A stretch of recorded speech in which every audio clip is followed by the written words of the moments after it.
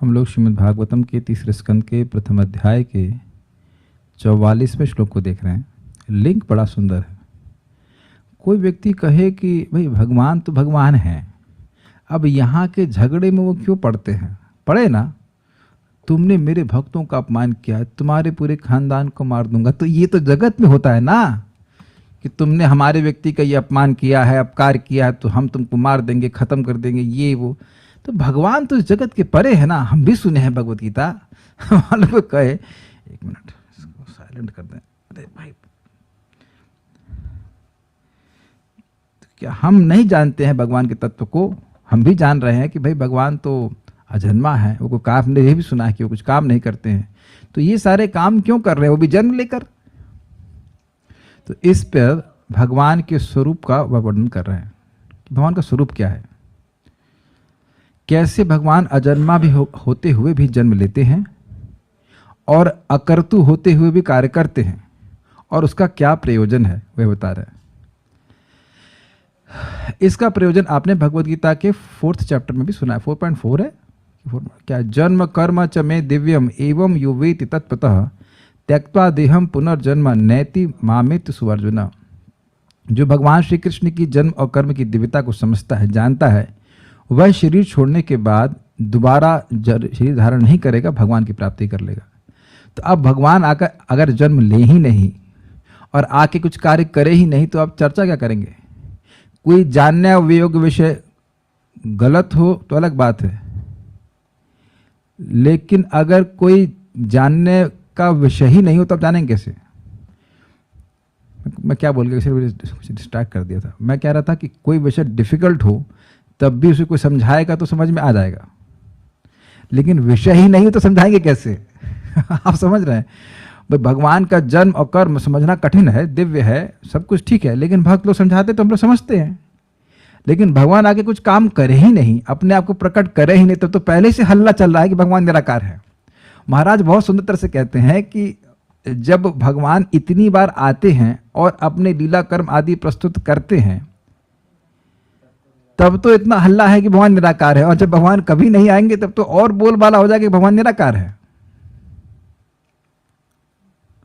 तो भगवान आ करके सबको आकर्षित करने के लिए, भाई दुष्टों का दलन तो करते ही हैं, लेकिन ऐसी लीलाएं करते हैं कि सब लोग आकर्षित हो जाएं। भक्त तो भगवान की लीला का कथा के अलावा जीते कैसे हैं, जरा बताइए। आप लोग देखो, हम लोग तो भी भक्ति में कुछ बस मतलब प्रवेश ही कर रहे हैं, तब भी ऐसा जीवन जिसमें भगवान की कथा नहीं है, ऐसा जीवन हम कैसे सोच सकते हैं? वो केवल नाम जप करो, उसका बस खाओ पियो और रह जाओ, बड़ा असह्य हो जाएगा। नहीं, इस समय जब इतना अच्छा लग रहा है, तो जो एकदम अनन्य भक्त हो गए, आगे बढ़े चढ़े भक्त हैं, वह कितना आसक्त होंगे? तो उनको भी तो कुछ करना पड़ेगा ना, उनके लिए कुछ करना पड़ेगा नहीं? इस जगत में रहने वाले भक्तों के लिए भी कुछ लीला कथा होनी चाहिए कि नहीं? तो उनके लिए, उनको आनंद देने के लिए, और अन्य लोग जो कर्मी हैं, जो ज्ञानी हैं, वह भी आकर्षित हो जाएं, ऐसी भगवान लीला करते हैं।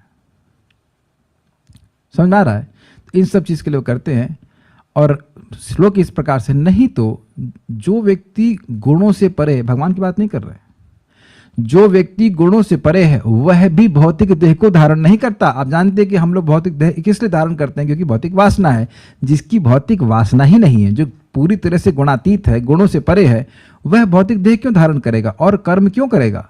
तो बिल्कुल सिद्धांत है कैमुत्य से, जब कोई एक मुक्त जीव भी भौतिक देह धारण नहीं करता और भौतिक कर्म नहीं करता, तो भगवान क्यों जगत के व्यापार को करने वाले हैं और एक भौतिक देह को धारण करने वाले हैं? इससे कैमुत्य समझ में आ रहा है? जब मुक्त जीव इस प्रकार से नहीं करता है, तो भगवान जो सभी मुक्त आत्माओं के भी ईश्वर हैं, वह क्यों, आप ऐसा क्यों सोचते हो कि भगवान जन्म अगर ले रहे हैं तो वो भौतिक जन्म है, या वो कोई कर्म कर रहे हैं तो वो भौतिक कर्म है? उसका प्रयोजन एकमात्र यही कि दुष्टों का दलन करने के लिए और अपने भक्तों को अपने प्रति आकर्षित करने के लिए और सभी जीवों को अपने प्रति आकर्षित करने के लिए भगवान ऐसा करते हैं। और इससे ये सूचित होता है कि भगवान का स्वरूप जो है वह पूरी तरह चिन्मय है, दिव्य है। ये श्लोक का मतलब है। तो आप समझ पा रहे हैं? कोई मान लो प्रश्न कर दे कि भगवान ऐसा क्यों करते हैं, झगड़े में क्यों पड़ रहे हैं, उनका झगड़ा में पड़ना भी दिव्य है। उनका रोना भी दिव्य है, उनका हंसना भी दिव्य है, सब कुछ दिव्य है। और उस दिव्यता को जो समझ लेगा वह भी उन दिव्य भगवान के साथ उनकी लीला में संलग्न हो जाएगा। इसलिए हम लोगों को अपना पार्षद बनने की योग्यता देने के लिए भगवान करते हैं ये सारे लीला कर्म इत्यादि। ये सार है। अब आगे इसको डिटेल में पढ़ेंगे, मेरे पीछे बोलिए। अजस्य जन्मोथ पथनाशनाय कर्माण्य कर्तुर्ग्रहणाय पुंसाम्। अजस्य जन्मोथ पतनाशनाय कर्माण्य कर्तुर्ग्रहणाय पुंसाम्। नन्वन्यथा कोर्हति देह योगं परो गुणानामुत कर्मतन्त्रम्। नन्वन्यथा कोर्हति देह योगं परो गुणानामुत कर्मतन्त्रम्। अजस्य जन्मोथ पथनाशनाय कर्माण्य कर्तुर्ग्रहणाय पुंसाम्। अजस्य जन्मोत पथनाशनाय कर्माण्य कर्तुर्ग्रहणाय पुंसाम्। नन्वन्यथा कोर्हति देह योगं परो गुणानामुत कर्मतन्त्रम्। नन्वन्यथा कोर्हति देह योगं परो गुणानामुत कर्मतन्त्रम्। अजस्य जन्मोथ पथनाशनाय कर्माण्य कर्तुर्ग्रहणाय पुंसाम्। अजस्य जन्मोत पथनाशनाय कर्माण्य कर्तुर्ग्रहणाय पुंसाम्। नन्वन्यथा कोर्हति देह योगं परो गुणानामुत कर्मतन्त्रम्। नन्वन्यथा कोर्हति देह योगं परो गुणानामुत कर्मतन्त्रम्।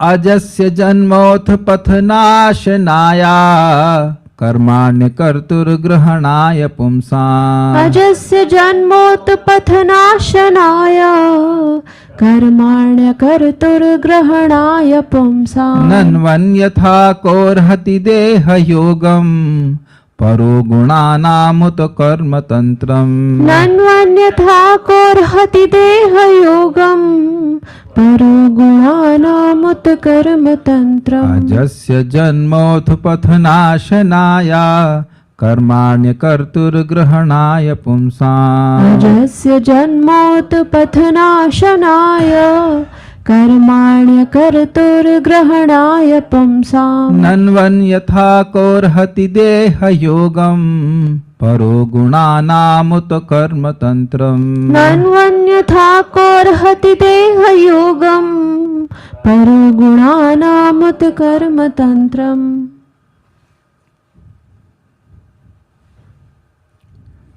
भगवान का प्राकट्य दुष्टों का हाथ संहार करने के लिए होता है। कौन सा श्लोक है गीता का?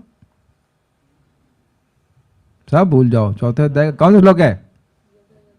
यदा यदा हि धर्मस्य ग्लानिर्भवति भारत अभ्युत्थानम धर्मस्य तदात्मानं सृजाम्यहम्। एक और दूसरा परित्राणाय साधूनां विनाशाय च दुष्कृताम्। धर्म संस्थापनार्थाय संभवामि युगे युगे। इसका अर्थ क्या है? अर्थ तो आप समझ ही रहे हैं। उनके कार्य दिव्य होते हैं और समस्त व्यक्तियों के समझने के लिए ही किए जाते। अब ये बड़ा मजेदार है। ग्रहण आया, आपने ये कई बार मेरे प्रवचन में सुना होगा इस शब्द का प्रयोग। आप इसको ग्रहण कर रहे हैं। अच्छा, एक और चीज़ है कि आप ग्रहण इस्तेमाल करते हैं। भोजन ग्रहण कर लीजिए। भोजन ग्रहण करने के लिए ही होता है, भोजन केवल देखने के लिए नहीं होता है। और ग्रहण करने में आप आस्वादन समझ गए। जब इस बात को कहा जा रहा है कि आप ग्रहण कीजिए, दो तीन अर्थ हैं। एक ग्रहण कीजिए कि स्वीकार कीजिए, और दूसरा ग्रहण कर के आस्वादन कीजिए। और एक इंटरेस्टिंग है, ग्रहण मतलब पकड़ना। भगवान जीवों को पकड़ने के लिए लीला करते हैं, उस अर्थ में। तो उस तरह से आपका अर्थ लेंगे तो उसका अर्थ होगा कि भगवान जीवों को आकर्षित करने की वो लीला करते हैं। जैसे जैसे भगवान की लीला समझ में आती जाती है, वैसे वैसे व्यक्ति भगवान के प्रति अत्यधिक आकर्षित होता ही जाता है। तो भगवान, अच्छा एक और बहुत रुचिकर बात है कि भगवान ऐसी मानवीय लीला करते हैं क्योंकि मनुष्यों को मनुष्यों की ही बात करना अच्छा लगता है। आप लोगों ने कंगारू की न्यूज़ में मतलब इतना इंटरेस्ट तो नहीं होगा कि कंगारू ने एक कंगारू को मार दिया, जहाँ कुछ पॉलिटिक्स कंगारू लोग ऐसे करते नहीं है। लेकिन इन केस मतलब हाथियों की न्यूज़, शेर, चीते, बिल्ली की न्यूज़ में इतना इंटरेस्ट नहीं होता है। इंसान का, अच्छा अरे आपने सुना क्या?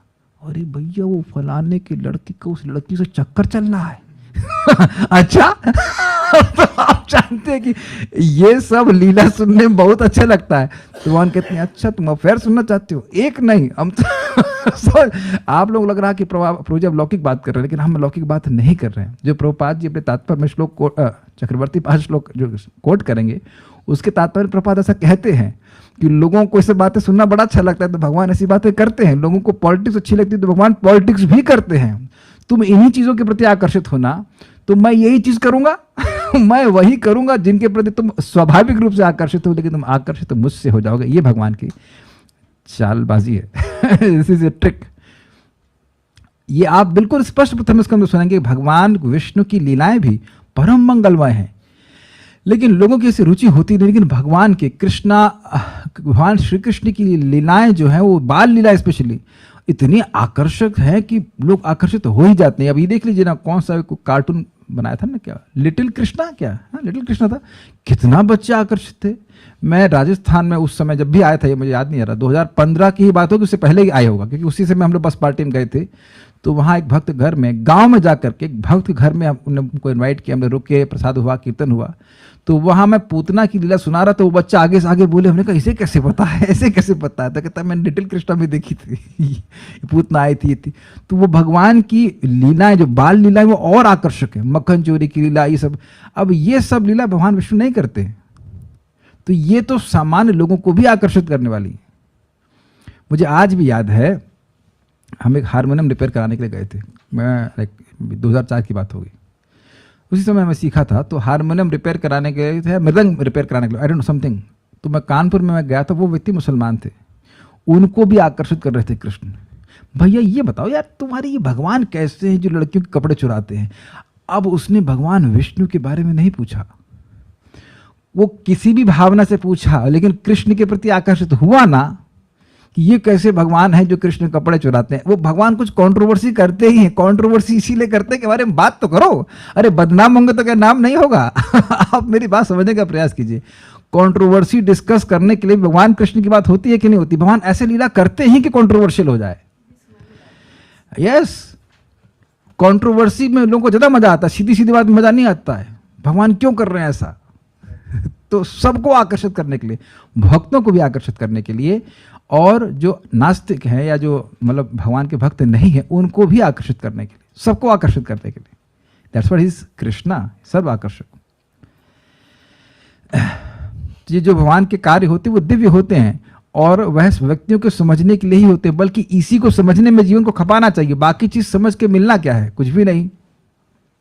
अन्यथा समस्त भौतिक गुणों से परे रहने वाले भगवान का इस पृथ्वी में आने का क्या प्रयोजन हो सकता है? भाई देखो, हम लोग इस जगत में आ रहे हैं, बड़ा एक विशेष प्रयोजन लेके आ रहे हैं। क्या विशेष प्रयोजन है?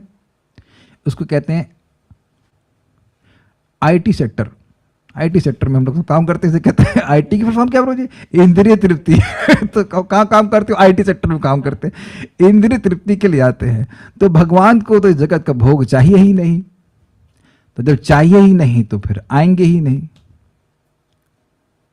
तो ये तो बड़ा स्पष्ट है कि जब भगवान के शुद्ध भक्त जो मतलब दिव्य हैं, परे हैं गुणों से, वह भी जगत में नहीं आते। यद गत्वा न निवर्तन्ते तद धाम परम मम। जो व्यक्ति भगवान के धाम को प्राप्त करके जगत में कभी नहीं आता, तो भगवान क्यों आने वाले हैं? ये क्लियर समझ में आ गया? सोचा कभी इस तरह से? भगवान को कभी आने की अपनी कोई जरूरत नहीं है। वो इसीलिए आते हैं क्योंकि हम सबसे वो प्रेम करते हैं, कलेक्टिवली और इंडिविजुअली, व्यक्तिगत रूप से और सामूहिक रूप से, कि ये जीव मेरे बारे में बात तो करे, कम अरे नेगेटिव बोले पॉजिटिव बोले, किसी न किसी रूप से मन तो मुझ में लगाए। मन मुझ में लगाएगा तो ये मेरे पास आएगा, इसलिए करते हैं ये सब बातें हैं। अन्वय देखिए, अजस्य, जन्म रहित होते हुए भी। अब इसका क्या आशा है? देखिए, जन्म रहित होने का अर्थ है कि जैसे हम लोग कर्म के अधीन होकर जन्म लेते हैं, वैसे भगवान जन्म नहीं लेते हैं। कोई व्यक्ति महाराज जी को पूछा, परम पूज्य वृंदावन चंद्र महाराज को, महाराज जी भगवान तो जन्म नहीं लेते हैं, भगवान को तो प्राकट्य होता है। तो महाराज बोले, अच्छा जन्म नहीं लेते हैं, तो तू जन्माष्टमी मनाता है कि प्राकटाष्टमी मनाता है? तो जन्म लेते हैं, लेकिन उनका जन्म जो है वह वस्तुतः प्राकट्य है, लेकिन जन्म लेते हैं अपनी माता को, माता यशोदा के द्वारा जन्म लेते हैं और माता देवकी के द्वारा लेते हैं, लेकिन उनका जन्म वैसा नहीं होता, दिव्य जन्म होता है। भाई जन्म लेते नहीं तो वो क्यों बोलते कि जन्म कर्म तत् जमे दिव्यम? हमको बड़ा अच्छा होता लगता, प्राकट्य अष्टमी तो नहीं मनाते ना। तो अजस्य मतलब जन्म रहित होते हुए भी श्री भगवान का जन्म यानी आविर्भाव उत्पथ नाशनाया, उत्पथ मतलब होता है सतपथ से जो चला जाए, हट जाए, उनके नाश के लिए, दुष्टों का दमन करने के लिए हेतु होता है। ये समझ में आ गया आपको? ये शब्द समझ आ रहा है? उत्पथ मतलब जो भगवत पथ से, भक्ति के पथ से हट गए हैं, धर्म के पथ से हट गए, उनके नाश के लिए आते हैं। तो स्पष्ट है। दूसरा पुमसाम, पुमसाम मतलब मनुष्य। तो यहाँ पे पुमसाम के अलग अलग अर्थ हैं। एक अर्थ है अपने भक्त एवं जीवों को, दो समूह हैं यहाँ पे। भक्त एक समूह हो गया जो पहले से भगवान के डिवोटी हैं, भगवान की भक्ति कर रहे हैं, और दूसरा जीव, अब जीव में आ गए कर्मी, ज्ञानी, मतलब हर प्रकार का मनुष्य। उनको ग्रहण आया, अपनी ओर आकर्षित करने के लिए। तो अब इसके दो तीन अर्थ समझ लीजिए। एक कि मनुष्य उनकी लीलाओं को ग्रहण करें, मतलब समझें और दिव्यता को प्राप्त करें। दूसरा ग्रहण का अर्थ है कि भगवान उनको ग्रहण करने के लिए, उनको पकड़ने के लिए, अर्थात अपनी ओर आकर्षित करने के लिए, समझ पा रहे हैं बात? करने के लिए अकर्तु कर्माणि, कर्म रहित होते हुए भी वे कार्यकलाप करते हैं।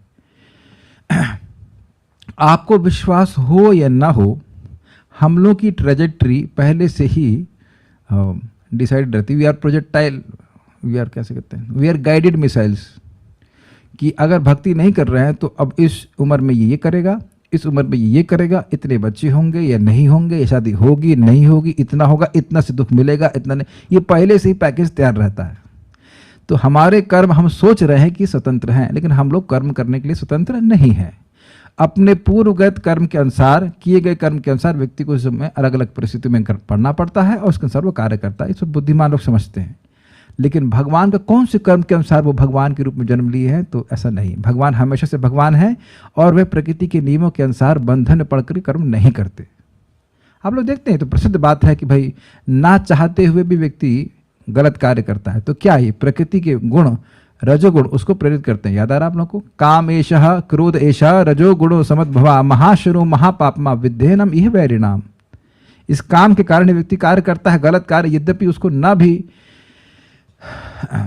भी वो उसकी इच्छा हो।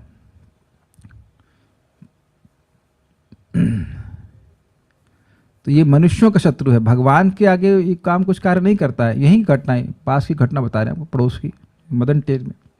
तो मदन तेर के पास में, इधर मेरे बाएं हाथ की तरफ देखना, I don't know you can see right और लेफ्ट व्हाटएवर, मदन तेर इधर हमारे बाएं हाथ में है। तो वहाँ पे बड़ी सुंदर लीला सुनाते हैं दीनबंधु प्रभु परिक्रमा करते हुए, कि गोपियों के संग कृष्ण वहाँ पे लीला कर रहे हैं और मदन के यंग बॉय, यंग गर्ल्स, युवा बच्चा है, युवा लड़का है, युवा लड़की है, मेरा तो काम का स्कोप मिल गया, फील्ड मिल गया। तो वह भगवान कृष्ण पे अपना 5 बाण जो है उसके वो तानता है।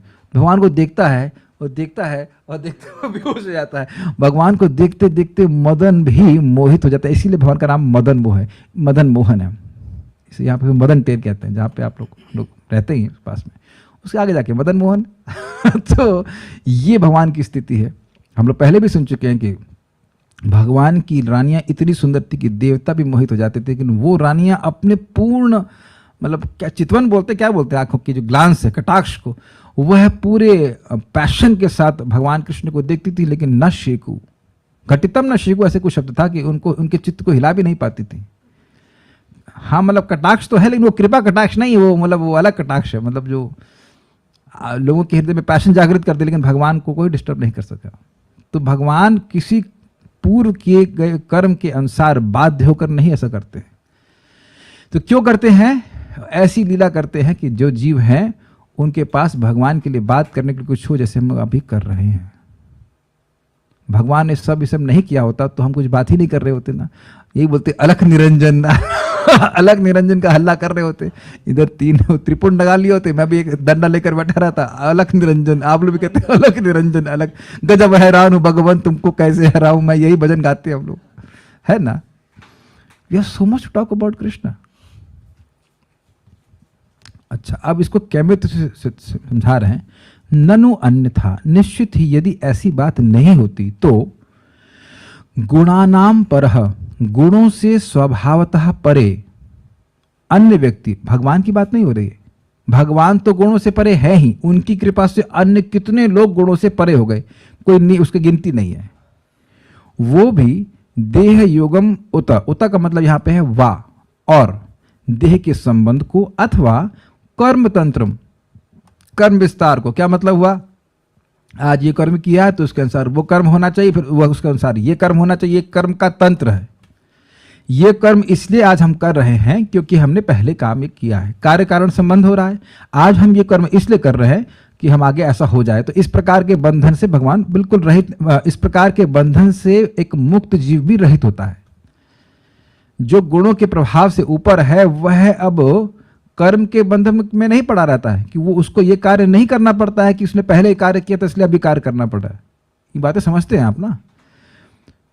क और हति क्यों धारण करेगा, यानी कहने का आशय यह है कि एक मुक्त जीव भी जब भौतिक देह धारण नहीं करता और भौतिक कर्म बंधन में नहीं फंसता तो भगवान क्यों ये स्वीकार किया जाए कि ये सब जो कार्य कर रहे हैं वो भौतिक कर्म है और वह एक भौतिक देह से कर रहे हैं।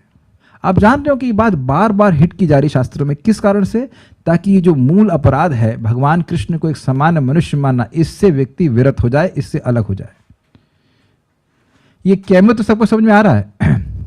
जिन भगवान की कृपा से कितने ही जीव गुणों से मुक्त हो जाते हैं, जब गुणों से मुक्त हो जाते हैं तो वह भी भौतिक देह नहीं प्राप्त करते और कर्म बंधन से मुक्त हो जाते हैं, तो फिर यह भगवान का तो कहना ही क्या। ये कैमत तो सब समझते हैं। जिस गंगा जी में ऊंट डूब जाए तो 4 फुट के इंसान का तो कहना ही क्या। ठीक है, यही बात यहाँ पे अप्लाई की जा रही है। श्लोक देख लीजिएगा। अजस्य जन्मोथ पथनाश नाया, अजस्य भगवान जो अज हैं उनका जन्म उत्पथ नाशनाया, उत्पथ के नाश के लिए होता है। अच्छा, कर्म क्यों करते हैं, कर्माण्य अकर्तुर ग्रहणाय पुंसाम, और वह अकर्तुर होते हुए भी, बिना कोई भौतिक कर्म करने वाला होते हुए भी अनेक कर्म करते हैं, हजारों लाखों करोड़ों कर्म करते हैं। ग्रहणाय पुंसाम, मनुष्यों के लिए ग्रहण करने के लिए, एक अर्थ छूट गया। जैसा श्रेष्ठ लोग आचरण करते हैं वैसा ही निम्नतर लोग ग्रहण करके करते हैं। तो श्लोक याद आ रहा है गीता का, यद यद आचरति श्रेष्ठ तत्तद एव तरो जनः स यत् प्रमाणम कुरुते लोकस्तद अनुवर्तते। भगवान केवल पॉलिटिक्स ही नहीं करते, भगवान सुबह उठ के यज्ञ भी करते हैं। एक प्रॉपर गृहस्थ को क्या करना चाहिए वह भी करते हैं। तो यह भी किसके लिए, भाई लोगों के शिक्षार्थ के लिए, वह ग्रहण करे कि गृहस्थ को कैसे करना चाहिए। प्रभुपाद बड़ा स्पष्ट लिखते हैं, भगवान की पत्नी है रुक्मणी, कितनी सुंदर, कितनी सेवा परायण, और वह भगवान सुबह उठ जाते हैं, रुक्मिणी नहीं चाहती कि वे उठें। तो मैं बोल दे रहा हूं कि प्रभुपाद वहां पे लिख रहे हैं, प्रभुपाद कहते हैं कि चाहे कोई गृहस्थ कितना भी अपनी पत्नी के संग सोया हुआ है लेकिन उसको सुबह उठना चाहिए। भगवान कृष्ण उसकी शिक्षा दे रहे हैं, चाहे पत्नी कितनी भी प्रिय करने कर ली। आप कृष्ण को पढ़ लीजिएगा, chapter number 61, Lord Krishna's daily activities. तो अब ये कोई कह ही नहीं सकता कि हम गृहस्थ हैं, तो हम पत्नी वाले हैं, बच्चे वाले हैं, तो हम अब उठ नहीं सकते। भगवान की तो एक एक पत्नी से 10 लड़के और एक लड़की थी, आई एम नॉट रॉन्ग, है ना, 10 लड़के और एक लड़की थी। कितने लड़के हैं आपके, कितने बच्चे हैं आपके? Please raise your hand if you have 10 kids, please anyone here, कोई है? इधर तो कोई नहीं है, और हमने समझा यूट्यूब में भी कोई होगा। कोई नहीं होगा जो 10 बच्चे लेके घूम रहा हो। घूमेगा वो उसका दिमाग घूम जाएगा। तो 10 बच्चे वाले हमारे भगवान, 10 बच्चे एक पत्नी से, तो गुणा 16,108, अब जोड़ लीजिएगा। तो अब अगर उसके बाद भी भगवान सारे महलों में उठ रहे हैं, ऐसा नहीं कि भाई एक हमारा प्रकाश विस्तार उठ गया तो हम सो जाए, नहीं, रुक्मणी के यहाँ भी उठ रहे हैं और सत्यभामा क्या भी उठ रहे हैं और जाम्बवती क्या भी उठ रहे हैं, सब जगह उठ रहे हैं। ये दिखाने के लिए, उनको कोई जरूरत नहीं उठने की, लेकिन वो दिखाने के लिए पुंसाम ग्रहणाय। और कोई ऐसे इंटरेस्टिंग है, हमको कोई बोलता था, अभी तुम्हारे भगवान ने शादी क्यों करी तो तुम क्यों नहीं करते जब मैं ब्रह्मचारी था? तो हमने कहा चलो अब कर लिए लेकिन उनसे पूछो कि भाई भगवान तो शादी किए, लेकिन शादी के बाद क्या किए, वो हमारी स्टोरी आप नहीं सुनते हैं कि भगवान कैसे उठते थे, दान करते थे। तुम उठते दान किए हो, दान करते हो, चलो ना करो, सोचे हो दान के बारे में? सोच भी तो नहीं रहे। तो भगवान कैसे गृहस्थ हैं और हम लोग किस प्रकार गृहस्थ हैं, देख लेना चाहिए। तो गृहस्थों को शिक्षा देने के लिए भगवान आए। हाँ, कैलकुलेशन किया जा रहा है, 1,77,188 बच्चे, सही है ये सब है।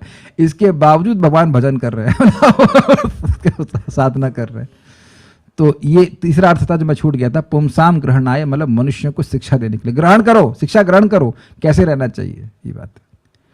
और उसमें भी भगवान जब नारद मुनि आते तो कैसे कहते, हम तो देखिए गृहस्थ हैं, हम तो माया में हैं, आप आ गए, हमारा घर पवित्र कर दिया, आप हमें कुछ शिक्षा दीजिए। और नारद जी चुपचाप देख रहे कि भगवान क्या कह रहे हैं, और उनके चरण भी धुल रहे हैं।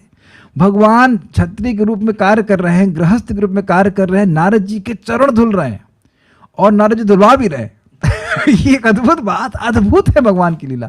तो दिखाने के लिए कि भाई साधु पुरुष आए तो आपको कैसे बर्ताव करना चाहिए, कोई सन्यासी आए तो कैसे बर्ताव करना चाहिए। नहीं तो लोग कहेंगे भगवान ने तो नारद जी का सम्मान नहीं किया, तो हम क्यों करेंगे साधुओं का सम्मान। तो समझ गए तीसरा अर्थ कि मनुष्यों को शिक्षा देने के लिए। नन्व अन्यथा, अगर ऐसा नहीं होता, कह अर्हति देह योगम, कह कौन व्यक्ति योग, मतलब कौन ग्रहण करेगा देह योग को, देह के संबंध को, देह के योग मतलब देह को जोड़ने को कौन स्वीकार करेगा। किसके बारे में बोल रहे हैं, कह रहे हैं परहा गुणानाम उत कर्म तंत्रम, जो व्यक्ति गुणों से परे है, गुण का मतलब रजगुण तमोगुण सतगुण से परे है, वह कर्म तंत्र अर्थात कर्मों के विस्तार को क्यों स्वीकार करेगा। काहे को फंस कर्म करने में, उसको कुछ को इंद्रिय तृप्ति चाहिए ही नहीं, ये बात है। ठीक है।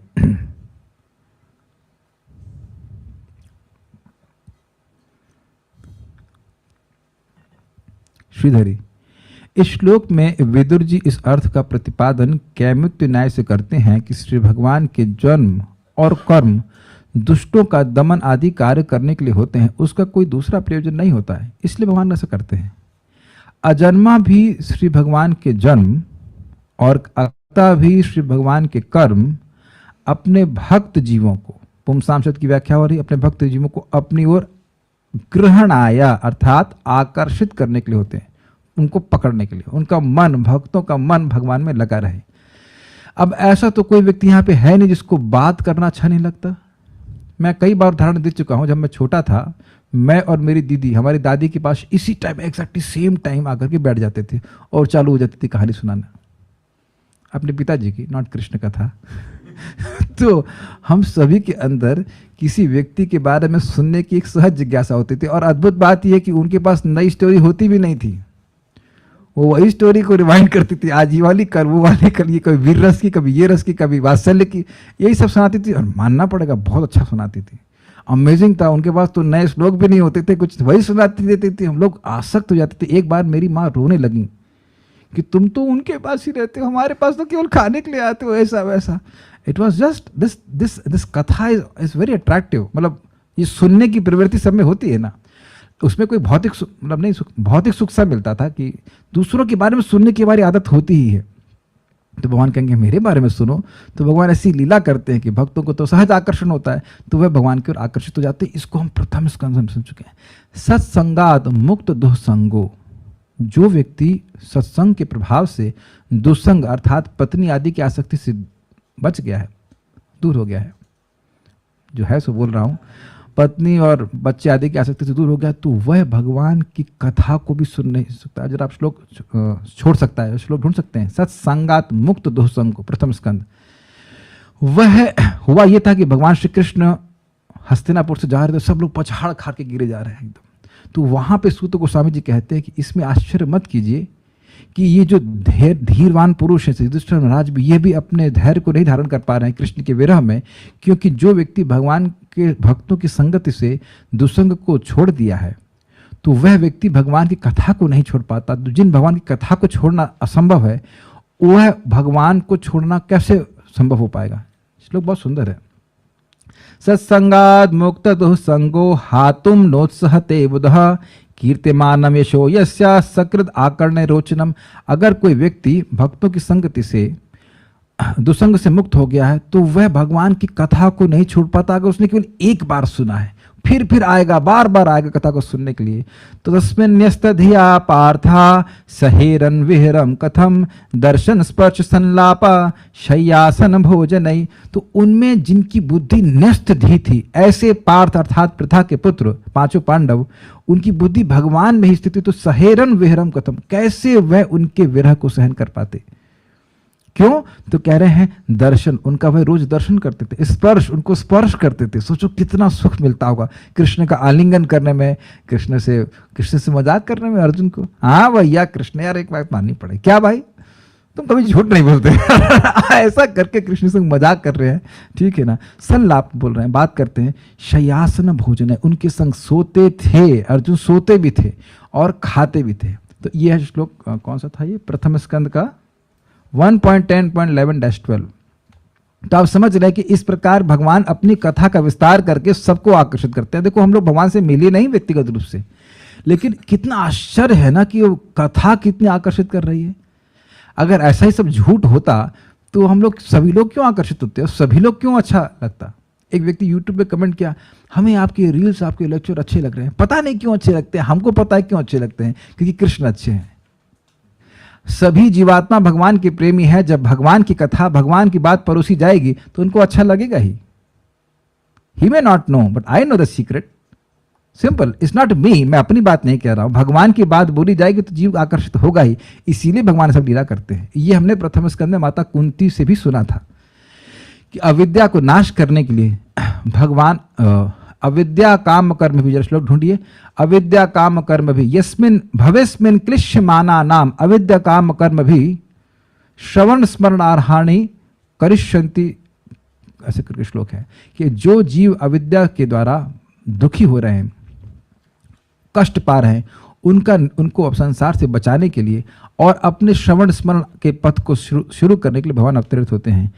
भवेस्मिन् क्लिश्यमानानाम अविद्या काम कर्म भी श्रवण स्मरणार्हाणि करिष्यन्निति केचन। ये भगवान के आने का मुख्य प्रयोजन है कि जो जीव इस जगत में दुख भोग रहे हैं, उनको अपने श्रवण कीर्तन के प्रोसेस को शुरू करवा कर उनको मुक्त कर दें। ये है 1.8.35। और यही बात वेदोजीव यहाँ पे कह रहे हैं कि अपने श्रवण कीर्तन को शुरू करने के लिए भगवान ऐसी लीला करते हैं, यद्यपि उन्हें अपना कुछ ये सब लीला करने का कोई प्रयोजन नहीं है। दूसरा, यदि ऐसी बात नहीं होती तो श्री भगवान की जन्माद्री कथा से क्या लाभ था। भगवान को तो करने की कोई जरूरत नहीं है। तो एक ही बात सेट होती है कि भगवान दुष्टों का दलन करने के लिए और जीवों को अपनी ओर आकर्षित करने के लिए, और उसमें भी दुष्टों को मारने के लिए भगवान की जरूरत है भी नहीं। हम लोग कल ही सुन चुके कि ईश हैं, भक्तों के द्वारा भी वह लोगों को मरवा सकते हैं, या एक दूसरे से भिड़वा दें, उसी मरवा दें। अरे मच्छर ही भेज दे। जो हमने सुना एक बहुत बड़ा असुर था इस 19वीं शताब्दी में, 20वीं शताब्दी में, वो मच्छर से मर गया। आप समझ रहे होंगे शायद मैं क्या किसकी बात कर रहा हूँ। जर्मनी का व्यक्ति था, नाम नहीं रखना चाह रहे। बहुत लोग को मारा, उसको खाली एक मच्छर मार दिया।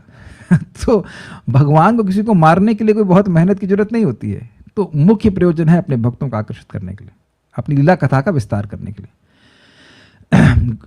तो ऐसा क्यों कह रहे हैं आप? तो कहते हैं गुणों से स्वभावतः परे भी कोई जीव देह के संबंध अथवा कर्मों के विस्तार को क्यों स्वीकार करेगा। तो स्पष्ट समझ में आ गया, जो मुक्त जीव हैं जब वह देह को स्वीकार नहीं करते, भौतिक देह को, तो भगवान क्यों स्वीकार करेंगे। उन्हें क्या मतलब है? जो चीज पहले से ही आपकी है उसको क्या जीतोगे। Have you ever thought about this? कुछ लोग कहते हैं भगवान राज्य प्राप्त करने के लिए महाभारत का युद्ध करवाए, तो वो बने तो नहीं ना राजा। जो भूमि पहले से ही उनकी है उस पे क्या जीतेंगे वो। सोचा कभी आपने? लेकिन ये तत्व जानते नहीं है। भोक्ता राम यज्ञ तपसाम सर्वलोक महेश्वरम, भैया वो पहले से ही उनकी है। केवल भारत नहीं, वो सूर्य लोग, जन लोग, तप लोग, सब लोग तो किराए पे रह रहे। जब ब्रह्मा जी किराए पे रह रहे हैं, ब्रह्मा जी किराए पे रह रहे कि नहीं, उनका जो कमल का लोक है वो भी भगवान सृष्टि किए, बना की दिए। इंजीनियर है ना, तो वैसा फ्लैट देना पड़ेगा। तो ब्रह्मा जी का फ्लैट भी, तो ब्रह्मा जी तो किराए पे रह रहे हैं, तो आप अपने घर में रह रहे हैं, सब लोग तो किराए पे रह रहे हैं, भगवान के आश्रय पे रह रहे हैं, तो भगवान क्या जीतेंगे, किसको जीतेंगे? वो पहले ही अजित है, अनडिफिटेड चैंपियन, तो व्हाट इज अ पॉइंट? तो लोग तत्व को ना जान करके भगवान पर इस प्रकार से आरोप करते हैं, लेकिन बड़ा अच्छा है कि आरोप करते हैं, कम से कम भगवान का स्मरण तो करें। आप मेरी बात समझ रहे होंगे मैं क्यों कह रहा हूं? अरे कृष्ण का नाम तो निकालें मुख से यार, कृष्ण बड़े गड़बड़ आदमी थे, कृष्ण ने बड़ी पॉलिटिक्स से, कृष्ण कृष्ण, कम से कम कृष्ण कृष्ण बोले तो सही। उन लोगों से तो हजार अच्छे हैं जो अलख निरंजन करते रहते हैं, है ना? कम से कम कृष्ण का नाम तो बोलें। इसीलिए तो भगवान ऐसी लीला करते हैं, जानबूझ के कंट्रोवर्सी करते हैं, सारा अर्थदर्शनी। चिदानंद रूप अर्थात ज्ञानमय आनंदमय रूप भगवान स्वयं को भद्र अभद्र यानी कि अच्छे और बुरे के इस प्राकृत यानी भौतिक लोक के मध्य क्यों सम्मिलित करते हैं? क्या जरूरत है इस झगड़े में आने के लिए? एक आदमी अच्छा, पांडव अच्छे, कुरु खराब, भगवान उसमें क्या मतलब है, क्या जरूरत है आने की? यह सत्य है। श्री भगवान इस प्रपंच में दो कारणों से प्रकट होते हैं। यह सत्य का मतलब है कि भगवान को आने की कोई जरूरत नहीं है, इनसे कोई मतलब नहीं है, लेकिन फिर भी वे इस प्रपंच में, प्रपंच तो समझते होंगे, इस झमेले में दो कारणों से प्रकट होते हैं। स्वभक्त वात्सल्य, अपने भक्तों के प्रति वात्सल्य। वात्सल्य को आप समझते हैं ना, वत्स गाय का बच्चा, और जैसा गाय का प्रेम अपने बच्चे के प्रति होता है, ऐसे वात्सल्य से भावित होकर या प्रेरित होकर तथा अन्य समस्त जीवों की हितकामनावश। ऐसा नहीं है कि केवल अपने भक्तों का ही कामना करते हैं, अच्छा वे सभी के सुहृद है, सबका मंगल हो, इस कामना से जीवों की हित कामनावश अजस्य आदि द्वारा इस श्लोक में यही ज्ञापित है। मतलब भगवान दो कारणों से आते हैं, एक अपने भक्तों के प्रेमवश और दूसरे जीवों का हित कामना से आते हैं। यह इस श्लोक से ज्ञापित हो रहा है, मतलब सूचित हो रहा है। भगवान माया के अधीन होने वाले जन्म आदि विकारों से रहित हैं। ये किसकी व्याख्या है? अजस्य शब्द की। क्या विकार होते हैं माया के? जन्म कर्म के अनुसार, फिर वृद्धि, फिर स्थिति, फिर बाय प्रोडक्ट्स, फिर ढलना और फिर मृत्यु। भाई ये गलत बोल रहे हैं आप। भगवान का जन्म नहीं हुआ, भगवान बड़े नहीं हुए हैं, बड़े नहीं हुए भगवान, बच्चे नहीं हुए भगवान के, हैं कैसे बोल रहे हो नहीं हो रहे? देखिए ये सब भगवान लीला कर रहे हैं, क्योंकि भगवान 16 साल में फ्रीज कर दिए अपने युवावस्था को। ऐसा तो आप लोग जरूर चाहेंगे, लेकिन ऐसा होता नहीं है। हम लोग स्वप्न में भी नहीं सोचते ना कि हम बुढ़े होंगे, लेकिन वास्तविकता में बुढ़े होंगे। किसी को स्वप्न आया? आज तक कोई स्वप्न आया कि प्रभु जी मैं स्वप्न देखा मैं बुढ़ा हो गया? Please raise your hand. जो चीज हम स्वप्न में भी नहीं सोचते वो हमारे संग वास्तविकता में होगी, हो ही रही है। लेकिन भगवान के संग भगवान न स्वप्न में भी बुढ़े नहीं हो सकते, भगवान बुढ़े होते ही नहीं है। आद्यम पुराण पुरुषम नवयौवनम च। काफी मैं कई बार बोला, हमको बड़ा मजेदार लगा। आपकी दादी 16 साल की एकदम यंग लगे, कहीं ये आपकी दादी कहीं दादी ये कैसी दादी? और आप कहीं आपके दादाजी हैं क्या? ये तो हमारे फ्रेंड लग रहे हैं। ये अमेजिंग नहीं लगता? उनकी कोई नानी बुढ़ी नहीं। ये समझ लीजिए कि ऐसा नहीं भगवान 16 साल के और रुक्मिणी हो गई, दांत टूट रहा है ये क्या? रुक्मिणी भी नवयौवन, कितना अमेजिंग है ना। दादी भी युवा और नानी भी नानी के रूप में भी ग्रहण करें, सब युवा ही युवा, पूरी युवा पार्टी होता है ना। Bharatiya Yuva party will not remain युवा ऑलवेज ना, कुछ दिन बाद वो वृद्ध पार्टी में चले जाएंगे, लेकिन भगवान की पार्टी ऑलवेज युवा। आप देखिए भगवत गीता में अर्जुन की मूंछ और भगवान क्लीन शेव नेचुरली नॉर्मली, क्योंकि वो 16 साल से बड़े नहीं होते हैं।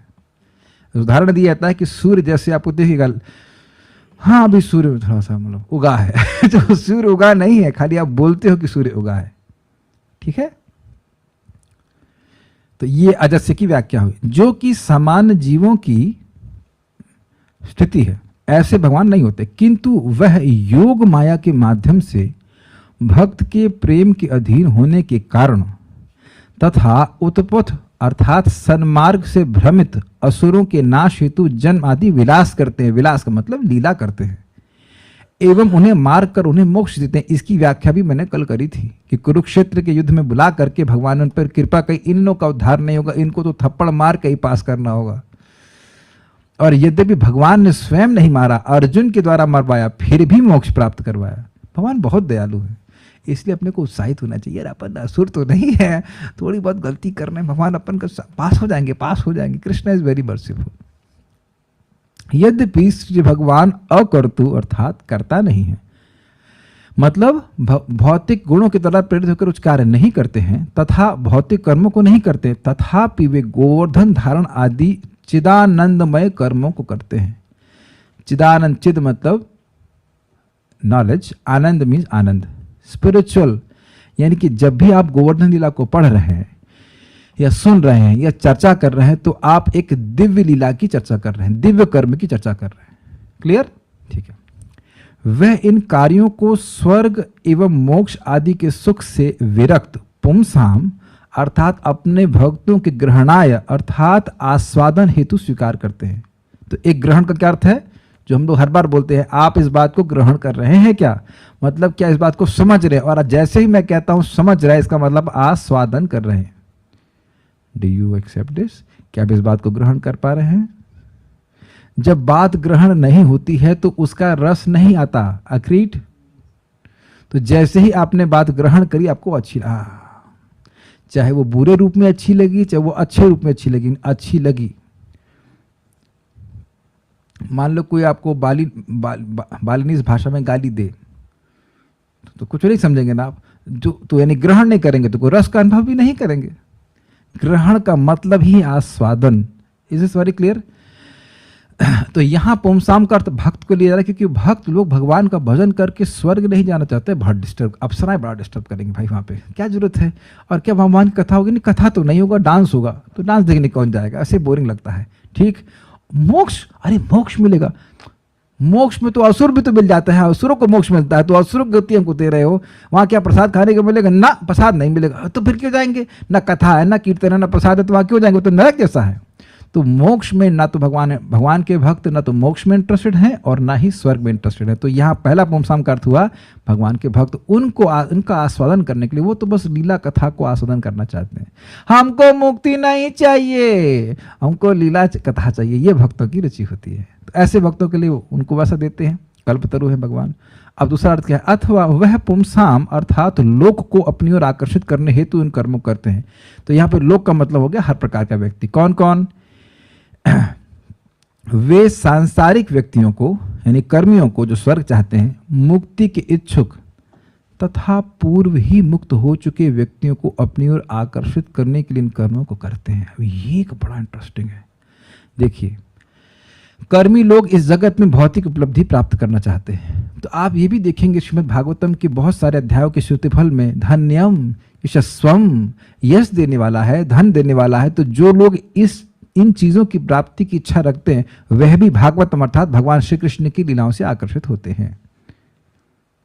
पहले इन चीजों से आकर्षित होंगे और फिर भगवान से आकर्षित होना शुरू हो जाएंगे। भगवान का तो गुण ऐसा है। जो लोग मोक्ष चाहते हैं उनको भी भागवतम, भगवान की कथा भी प्रदान करने वाली है। और जो पहले से मुक्त हो चुके हैं, जैसे कि श्रील सुखदेव गोस्वामी भी स्वयं, परिनिष्ठतोपि नैर्गुण्ये उत्तम श्लोक लीलया ग्रहित चेता आकर्षे, ग्रहित चेता राजर्षे आख्यातम अधीतवान। अरे आप तो पंडित होते जा रहे हैं, सब श्लोक बोल रहे हैं भाई, कंपटीशन में लग रहा है आप। Very good, very nice. तो कह रहे हैं कि मैं ब्रह्म में पूरी तरह से परितः निष्ठ, एकदम फिक्स था, यानी मुक्त हो गए थे, अविद्या से निवृत्त हो गए थे। फिर भी हे राजर्षि परीक्षित, भगवान की लीलाओं के द्वारा मेरा चित्त खींच लिया गया। जो किसी से नहीं खींच रहा था, उसके चित्त को भगवान की लीला खींच ली। तो हम लोग तो वैसे खींचे पीछे हैं, तो हमारे चित्त को तो भगवान की कथा खींच ही लेगी, है ना। तो भगवान की कथा का रेंज सबके लिए है, इसके बाहर तो कुछ है नहीं ना। जो सबसे अधिक आसक्त हैं, जो निरासक्त होना चाहते हैं, और जो पूर्णतः निरासक्त है, उन सबको खींचने के लिए भगवान ले आए अपने पास। ठीक है, मेरे पीछे श्लोक बोलिए, इस पर बोलने की बहुत इच्छा है। कभी जब दशम स्कंद पहुंचेंगे तो हम बोलेंगे, बहुत अच्छा श्लोक है। निवृत्त तर्षैरुपगीयमानात् भवौषध श्रोत्र मनोभिरामा, निवृत्त तर्षैरुपगीयमानात् भवौषधात् तत्र मनोभिरामात्। क उत्तम श्लोक गुणानुवादात् पुमान् विरज्येत विना पशुघ्नात्। क उत्तम श्लोक गुणानुवादात् पुमान् विरज्येत विना पशुघ्नात्। भगवान की महिमा का वर्णन परंपरा पद्धति से किया जाता है, अर्थात यह आध्यात्मिक गुरु से शिष्य तक पहुंचाया जाता है। ऐसे वर्णन का आनंद उन लोगों को मिलता है जो इस जगत के मिथ्या क्षणिक वर्णन में रुचि नहीं रखते। भगवान का गुणगान जन्म मृत्यु के चक्कर में फंसे बद्ध जीवों के लिए उपयुक्त औषधि है। अतएव कसाई यानी पशुघाती यह अपने को ही मारने वाले के यानी आत्मघाती के अतिरिक्त भगवान की महिमा को सुनना कौन नहीं चाहेगा। श्रीमद् भागवत 10.1.4। तो यानी दो लोगों का वर्णन हो गया, जो पूरी तरह सारी वासनाओं से मुक्त हैं, उनको भी कृष्ण कथा आकर्षित करती है, और जो नहीं है उनको भी आकर्षित करती है। बस उसी को आकर्षित नहीं करती जो अपने को मारना चाहता है या पशुओं को मारना चाहता है। हमने बिल्कुल अतृप्त भावना से इसकी व्याख्या करी है, इसको दशम स्कंद में सुनेंगे। बहुत अच्छा श्लोक है, बहुत सारे वेरिएशन, बहुत सारे इसके अर्थ हैं, but we just move on to this point. ये श्लोक इसलिए कोट किया गया है दिखाने के लिए भगवान की लीला कथा सबको आकर्षित करती है। दूसरी ओर जीव अपने कर्मों के अधीन है, किंतु भगवान ऐसे नहीं है, क्योंकि यदि भगवान के जन्म तथा क्रियाएं कर्माधीन हैं, अर्थात कर्म द्वारा प्राप्त होती हैं, तो उनका भौतिक देह के साथ संबंध होता और वे कर्म के अधीन होते, किंतु गुणातीत भक्ति सिद्ध जीव का भी भौतिक देह से कोई संबंध नहीं होता, तो फिर साक्षात परमेश्वर की तो बात ही क्या करें। जिन भगवान की भक्ति करके जीव का संबंध भौतिक देह से हट जाता है, तो उन भगवान का तो कहना है स्पष्ट है, इजी। गुणों से पृथक कौन सा जीव कर्म तंत्रम देह योगम, अर्थात कर्म तंत्र के अधीन देह के योग से युक्त होगा। जो कर्म का तंत्र है, कर्म का जो सिस्टम है, उसके अनुसार सबको देह मिल रहा है। तो जो गुणों से पृथक जीव है उसको भी कर्म के अनुसार देह नहीं प्राप्त होता। आप सुन चुके हैं कि जो लोग भक्ति करते हैं उनको भी देह प्राप्त होता है भगवान की व्यवस्था से, कर्म के अनुसार नहीं। अगर कुछ उनकी भक्ति परिपूर्ण नहीं हो पाती है तो भगवान की व्यवस्था से देह मिल रहा है, वह भी कर्म के तंत्र। जो सिद्ध नहीं हुए उनका देह भी कर्म के अनुसार नहीं है, भगवान की व्यवस्था के अनुसार, डायरेक्ट भगवान की व्यवस्था के अनुसार। तो जो पूर्णतः मुक्त हो गए वो काहे को देह स्वीकार करेंगे। तो फिर भगवान के लिए ऐसा सोचना ही तो गलत बात है। ऐसा कोई जीव नहीं है, अर्थात ऐसा कोई मुक्त जीव नहीं है जो दोबारा भौतिक देह स्वीकार करे। आप जानते हैं वासना होगी, भौतिक वासना, तभी देह मिलेगा, नहीं तो नहीं मिलता, मिल ही नहीं सकता। इस प्रकार तात्पर्य यह है कि उनका एक ऐसे देह से संबंध है जो कर्म के अधीन नहीं है। किन के बारे में बात हो रही है? मुक्त जीवों की, भगवान के बारे में नहीं हो रही है। जो भगवान के शुद्ध भक्त हैं वह भी देह प्राप्त करते ही हैं, सिद्ध देह कहते हैं, आध्यात्मिक देह कहते हैं, लेकिन वह कर्म के अनुसार नहीं है। यही व्याख्या मैंने आपको एक बार बताई थी कि अर्जुन आदि जो हैं वो देखने में लग रहा है कि उनका भौतिक देह है, लेकिन उनका स्पिरिचुअल रूप है वही इस जगत में प्रकट होता है भगवान के साथ। तथा क्योंकि इस बात की कोई संभावना नहीं है कि भगवान का माया से कोई सहयोग हो सकता है, यानी भाई ऐसा कभी हो ही नहीं सकता कि भगवान माया को संपर्क करें, जैसे सूर्य कभी अंधकार को संपर्क कर ही नहीं सकता है। अतः यह निष्कर्ष निकाला जाता है कि उनका देह सच्चिदानंद घन है, वह जन्मा है, लेकिन जो जन्म होता हुआ दिख रहा है वह स्वरूप कैसा है? सच्चिदानंद विग्रह है। ये तत्व समझना चाहिए।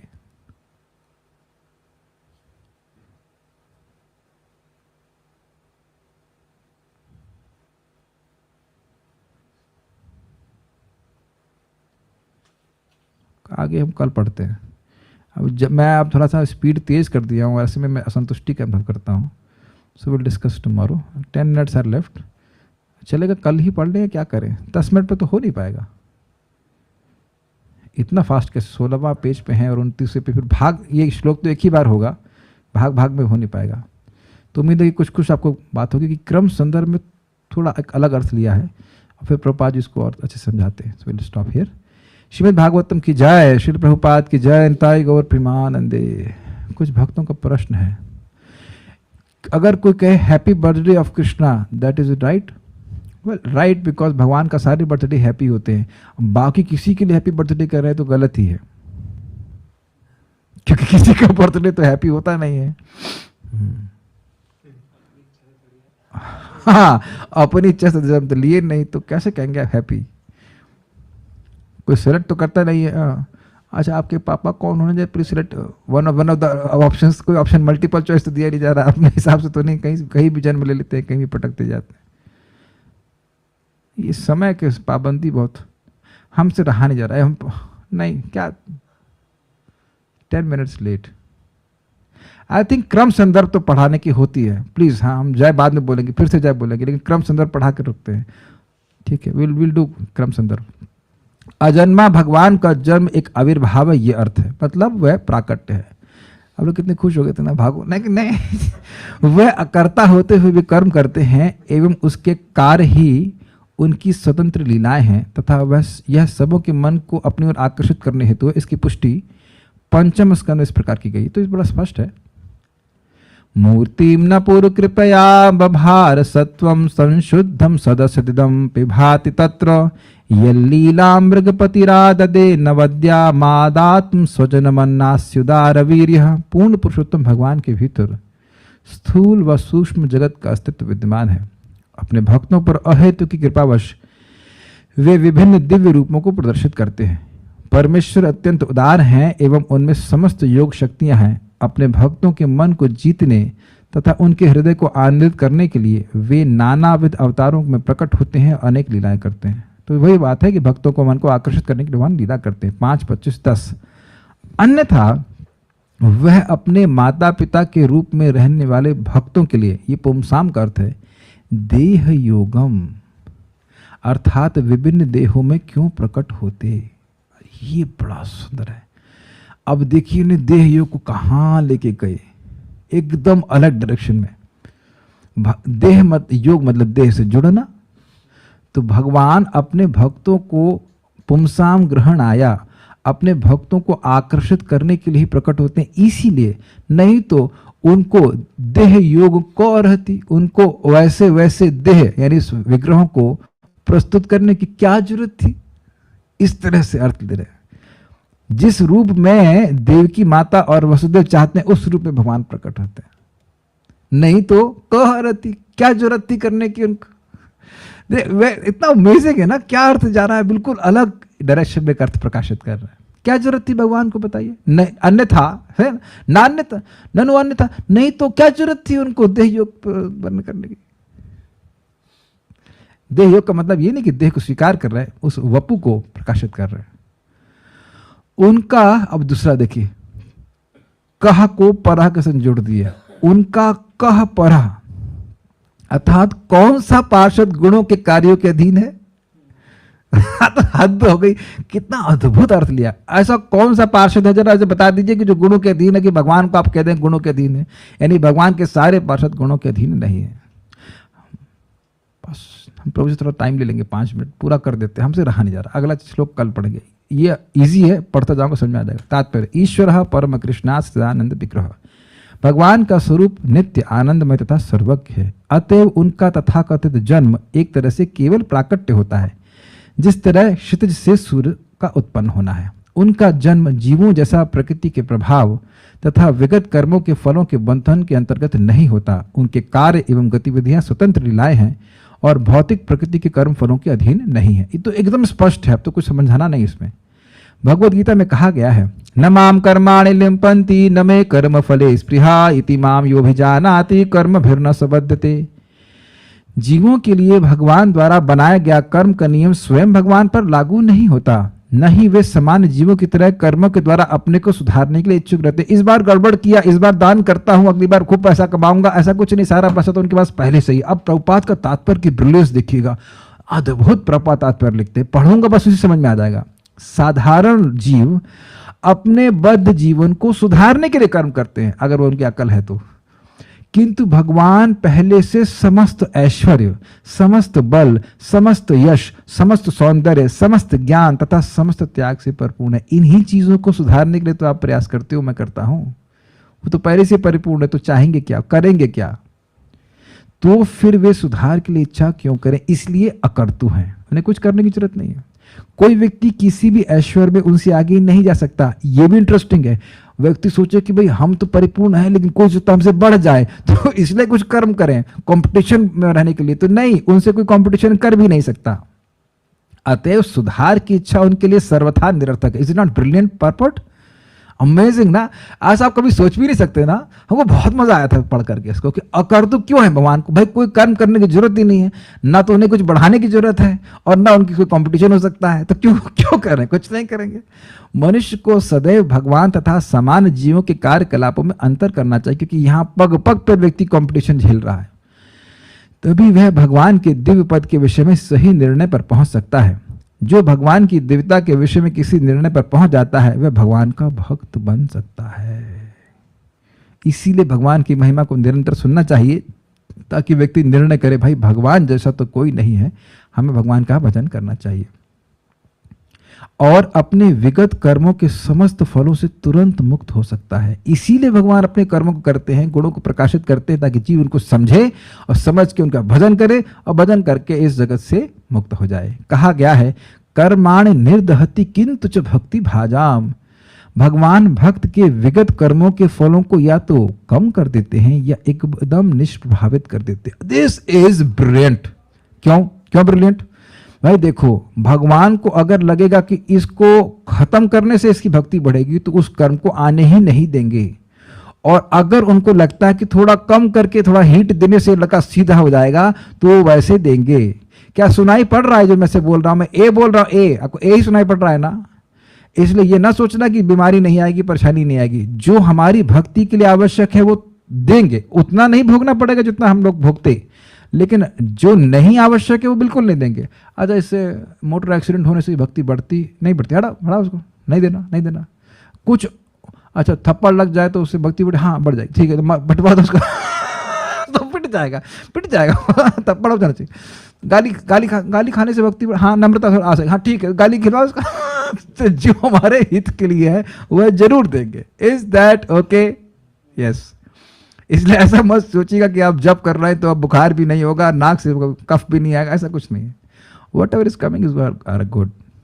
भगवान के कार्य, लेकिन है बात ये कि अन्य लोग, श्लोक बड़ा सुंदर है, या स्वेन्द्र मत ऐसे करके श्लोक होता है कि इंद्र से लेकर इंद्रगोप नामक कीड़ा तक अपने अपने कर्म के फल को ही भोग रहे हैं, लेकिन कर्माणि निर्दहति किंचित भक्ति भाजम। जो भक्ति भजन करता है उनके भगवान के उनके कर्मों को या तो इसे प्रभावित करे समाप्त कर देते हैं या फिर बहुत कम करके देते हैं। ज्यादा दर्द नहीं होना चाहिए हमारे भक्त को।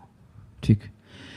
भगवान के कार्यकलाप सभी जीवों द्वारा अपनाए जाने तथा आस्वाद किए जाने के लिए हैं। सभी लोग उसको सुन सकते हैं। उनके कार्यकलाप समान व्यक्ति को भगवान के प्रति आकृष्ट करने के लिए होते। इसकी व्याख्या मैंने पहले ही कर दी। कंट्रोवर्सी अट्रैक्ट्स पीपल, इसलिए भगवान कंट्रोवर्शियल कार्य करते ही हैं। भगवान सदैव भक्तों के हित में कार्य करते हैं। बहुत देर से मैं यही बोल रहा हूं ना। अतएव समान व्यक्ति जो कि सकाम कर्मी होते हैं या मोक्षकामी होते हैं, भगवान के प्रति आकृष्ट हो सकते हैं जब वे भक्तों के रक्षक के रूप में कार्य करते हैं। क्या मतलब है? तुम्हारे ये निरंजन से हुआ क्या तुम्हारा निरंजन ब्रह्म, तुम जब रोगे तो तुम्हारे आंखों में आंसू पूछने आएगा? नहीं, वो तो नहीं आएगा। उसके हाथ ही नहीं तो आएगा कैसे, बताओ? तो देखो द्रौपदी को भगवान ने बचाया ना, यार बचाया तो सही, तो व्यक्ति आकर्षित होगा। आपको याद है ना 18वां अध्याय गीता का महिमा? इंद्र को दिमाग खराब हो गया। इंद्र पहले कर्मकांडी थे, वो यज्ञ करके इंद्र बने, लेकिन जब सुने कि गीता का 5 श्लोक पढ़ के ही इंद्र पद को प्राप्त कर गया तो वो फिर अब गीता ही पढ़े और वैकुंठ की प्राप्त कर गया। समझ में आ गया? जब भक्तों पर कृपा देखते हैं लोग तो सोचते हैं अरे तो बहुत बढ़िया है, हमारे देवता तो ऐसी कृपा नहीं करते, तो वह भी कृपा भगवान की भक्ति करने लग जाते हैं। ये बात है। सकाम कर्मी भक्तिमय सेवा द्वारा अपने लक्ष्य प्राप्त कर सकते हैं और मोक्षकामी भी भगवत भक्ति द्वारा अपना जीवन लक्ष्य प्राप्त कर सकते हैं। यानी कि स्वर्ग चाहे तो स्वर्ग मिल जाएगा और मोक्ष चाहेंगे तो मोक्ष मिल जाएगा। भक्तगण ना तो अपने कर्म का फल चाहते हैं, न ही वे किसी प्रकार का मोक्ष चाहते हैं। वे तो भगवान के यशस्वी अति मानवीय कार्यों का, यथा उनके द्वारा गोवर्धन पर्वत के उठाए जाने तथा बाल्य अवस्था में ही पूतना राक्षसी का वध किए जाने का आस्वादन करते हैं। वही बात, न स्वर्ग चाहिए न मोक्ष चाहिए, भगवान की कथा लीला कथा को सुनकर ही भक्त तृप्त रहते हैं। उनके कार्य सभी प्रकार के लोगों, कर्मियों, ज्ञानियों तथा भक्तों को आकृष्ट करने के लिए संपन्न किए जाते हैं। He has everyone in his mind. Krishna, no one is out of his mind. चूंकि वे कर्म के समस्त नियमों से परे हैं, अतः उनके लिए माया के रूप को स्वीकार करने की संभावना नहीं रहती। यह भी स्पष्ट है। जिस प्रकार अपने कर्मों के फलों से बद्ध समान जीव बाध्य हो जाते हैं, उनके प्राकट्य का गौण प्रयोजन दुष्ट अंसुरों का संहार करने तथा अल्पज्ञों द्वारा अनर्गल नास्तिकतावादी प्रचार को रोकना। ये थोड़ा समझ लीजिए, मुख्य प्रयोजन है लीला का विस्तार करना, भक्तों को आकर्षित करना, सभी को आकर्षित करना। अब आ रहे हैं तो देता लोगों को मार भी दे जो असुर को ये है। जैसे आप जो सोचते हो कि आप लोग नई बाजार जाएंगे, आज और हींग भी खरीद ले, हींग खरीदने नहीं गए, मान लो गेहूं खरीदने गए, कुछ और कार्य करने गए, अरे वो दिख गया तो हम सेलो टेप भी ले आए, ऐसा करते हैं कि नहीं? तो जब आप ऐसा कर सकते हो तो भगवान नहीं कर सकते? तो भगवान का मुख्य प्रयोजन है अपने भक्तों को सुख देना। अच्छा ये लोग डिस्टर्ब कर रहे हैं, चलो थोड़ा हुन विद्वास मार के खत्म करें, तो यह भी भगवान साइड बिजनेस में कर देते हैं। नहीं तो उनके रिप्रेजेंटेटिव भी ये करने में पूर्णतः समर्थ है। तो भगवान दुष्टों को मारने के लिए मुख्य रूप से नहीं आते, मुख्य प्रयोजन है अपनी लीला को विस्तार करके सभी जीवों को अपने प्रति आकर्षित करना। भगवान की अहेतु की कृपा से भगवान द्वारा मारे जाने वाले असुरों को मोक्ष प्राप्त होता है। तो असुरों की गति को भक्त नहीं चाहते, तो बड़ा स्पष्ट है। भगवान का सार्थक प्राकट्य सामान्य जन्म से सदैव भिन्न होता है। सार्थक प्राकट्य मतलब बड़ा इंटरेस्टिंग है। भगवान किसी अर्थ को लेकर के प्रकट होते हैं, हमें प्रकट होने के बाद अपने जीवन का अर्थ ढूंढना पड़ता है। अंतर समझ में आ गया? बताया जाता है भैया जीवन का अर्थ है भगवान का भजन करना। अच्छा, फिर भूल गया। क्या बोला था प्रभु जी आपने? जीवन का अर्थ है कि भगवान का भजन। अच्छा, फिर भूल गया। अच्छा, जीवन का अर्थ, हम तो अपने जीवन का प्रयोजन ये पता नहीं है, बताने पर भी विश्वास नहीं होता है, और भगवान एक प्रयोजन लेकर के आते हैं ताकि हम लोग अपने जीवन के प्रयोजन को समझ गए। कितना सुंदर बात है ना। प्रभुपाद की भाषा देखिए कितनी काव्यात्मक है, ब्रिलियंट तात्पर्य लिखते हैं प्रभुपाद जी, अलग ही टेस्ट होता है। यहाँ तक कि शुद्ध भक्तों का भी भौतिक देह से कोई संबंध नहीं होता, और सच्चिदानंद रूप में प्रकट होने वाले भगवान निश्चित रूप से भौतिक स्वरूप द्वारा परिसीमित नहीं होते। वो देखने में लग रहा है कि वो भौतिक रूप है, लेकिन यशोदा माई को दिखा दिए ना, 2 बार दिखाया, एक बार तो मुंह के अंदर और एक बार पेट के बाहर। एक बार मुंह के अंदर दिखा दी सारा ब्रह्मांड है, और उसके बाद देखें, देखो मैं गलत नहीं कह रहा था, देखो मेरे पेट का साइज भी तुम नहीं नाप पा रही हो, बुलाओ किसी टेलर को जो पेट का साइज नाप सके। जबकि करधनी बोलते हैं ना, क्या होता है जो वो बंधी हुई है, क्योंकि वो उनके लीला में डिस्टर्ब नहीं करेगी, तुम्हारी रस्सी डिस्टर्ब करेगी तो बंधने नहीं दूंगा। This is how Krishna is amazing है। भौतिक रूप दिखा रहे हैं लेकिन वो है असीमित, तो समझना चाहिए। एक बात आप लोगों को याद दिला दे रहा हूं कि जो व्यक्ति भगवान की सेवा करना चाहता है उस जगत में भी किसी भी अवस्था में वो जीवन मुक्त रहता है। तो भगवान के पार्षदों का तो कहना ही क्या, और भगवान का तो कहना ही क्या।